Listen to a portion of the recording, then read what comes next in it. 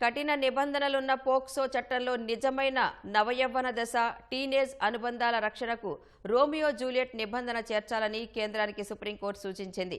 చిన్నారులపై లైంగిక వేధింపులను నిరోధించడం కోసం తీసుకొచ్చిన పోక్సో చట్టం తరచూ దుర్వినియోగానికి గురవుతోందని తెలిపింది. నిజమైన టీనేజ్ ప్రేమికుల భవిత ప్రమాదంలో పడుతోందని justice Sanjay Karol, justice N Kotiswar Singh ధర్మాసనం పేర్కొంది. నవయవ్వన దశలో అంకురించే స్వచ్ఛమైన స్నేహబంధాలను కఠినమైన ఈ చట్ట నిబంధనల నుంచి మినహాయింపు ఇవ్వాల్సిన అవసరాన్ని పలు వ్యాజ్యాలు తెలియజేస్తున్నాయని శుక్రవారం ఉత్తరప్రదేశ్కు చెందిన కేసులో తీర్పు వెలువరిస్తూ పేర్కొంది. కక్ష సాధింపు చర్యల కోసం కొందరు పోక్సో చట్టాన్ని దుర్వినియోగపరుస్తున్నారని తెలిపింది.